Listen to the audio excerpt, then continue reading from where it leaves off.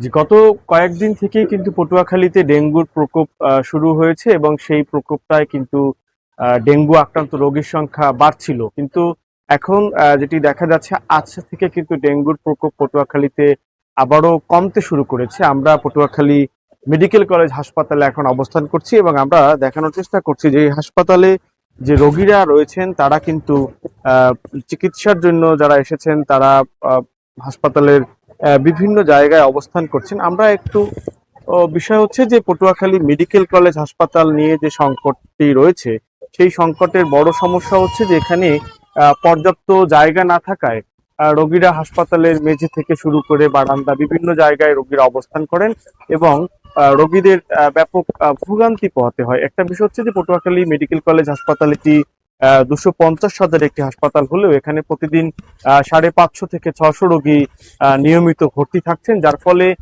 চিকিৎসা নিতে আসা রোগীদের কিন্তু বেশ ভোগান্তি পোহাতে হচ্ছে। তবে এবং পটুয়াখালী মেডিকেল কলেজ হাসপাতালের এখনকার পরিস্থিতি যদি আমরা বলি, যে এখানে প্রতিনিয়ত ডেঙ্গু রোগে আক্রান্ত হয়ে ভর্তি হচ্ছেন, পাশাপাশি অন্যান্য রোগীরাও কিন্তু এখানে ভর্তি হচ্ছেন।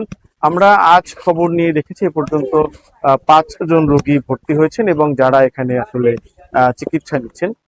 চিকিৎসকদের ক্ষেত্রে বলা হচ্ছে যে যেহেতু অনেকে মেডিকেল কলেজ হাসপাতালগুলোতে চিকিৎসা নেওয়ার পাশাপাশি বেসরকারি বিভিন্ন ক্লিনিক এবং বিভিন্ন হাসপাতালগুলোতেও কিন্তু রোগীদের চিকিৎসা নিতে আমরা দেখেছি।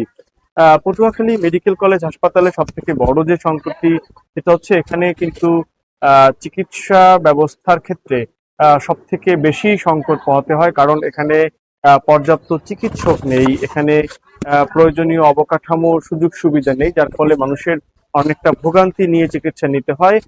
তবে চিকিৎসকরা বারবারই সতর্ক করছেন যে যেসব এলাকাগুলোতে ডেঙ্গুর প্রকোপ বেশি, যেসব এলাকায় বিশেষ করে পটুয়াখালী শহরের কথা বললে শহরের সবুজবাগ এলাকায় এবং পটুয়াখালী শেরে বাংলা স্কুল সড়ক এলাকায় কিন্তু বেশ কিছু ডেঙ্গুর রোগী সেখান থেকে এসেছেন।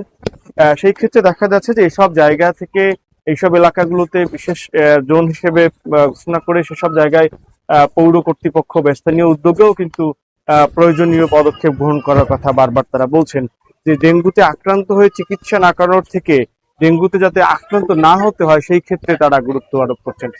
আমরা এই মুহূর্তে যে জায়গাটিতে দাঁড়িয়েছি এটি কিন্তু পটুয়াখালী মেডিকেল কলেজ হাসপাতালের, এটি হচ্ছে বারান্দা, চলাচলের পথ। এখানে সেই চলাচলের পথে কিন্তু রোগীরা দেখছেন যে বিছানা পেতে সেখানে রোগীদের চিকিৎসা দেওয়া হচ্ছে।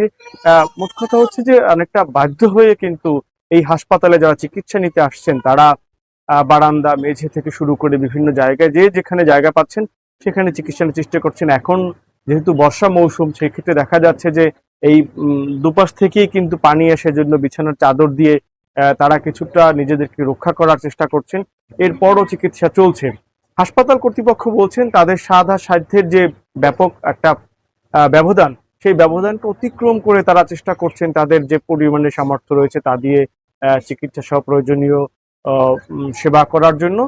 তবে মানুষের মধ্যে কিন্তু ব্যাপক একটি অভিযোগ রয়েছে হাসপাতাল কেন্দ্রিক, যে তাদের কাঙ্ক্ষিত সেবা থেকে তারা বঞ্চিত হচ্ছেন এবং সেক্ষেত্রে ডেঙ্গুর এই সময়টায় কিন্তু সেই প্রত্যাশার জায়গাটি আরো বেড়েছে। আরেকটা বিষয় হচ্ছে যে পটুয়াখালী মেডিকেল কলেজ হাসপাতালের যে আইসিইউ ছিল সেটি কিন্তু এখন একেবারেই অকেজো, যার কারণে রোগীদের অবস্থার অবনতি হলে তাদেরকে বাধ্য হয়ে বরিশাল শেরি বাংলা মেডিকেল কলেজ হাসপাতালে নিতে হচ্ছে।